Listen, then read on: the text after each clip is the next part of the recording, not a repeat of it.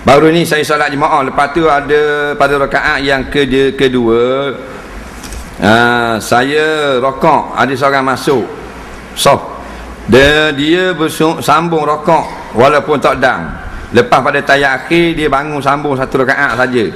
Lepas sudah dia tu ada orang sebelah dia tu suruh bangun tambah rakaat, dalam 3 saat baru dia bangun dan tambah satu rakaat. Lepas tu dia sujud sahwi.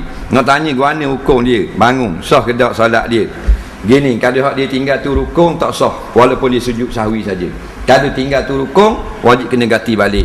Kalau tinggal tu rakaat tak boleh memadai dengan sujud sahwi, kena tambah juga rakaat baru sujud sahwi.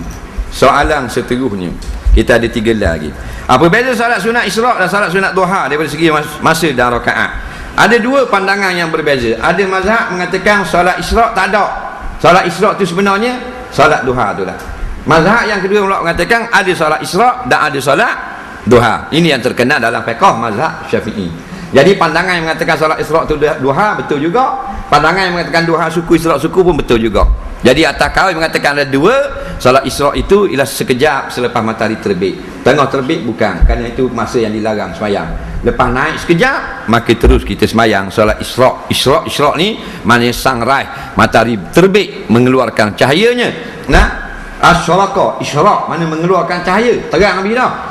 Kemudian nak semayang duha, beri 1 jam setengah lagi sampai ke pukul 9, 8.30, itu duha namanya. Soalan seterusnya,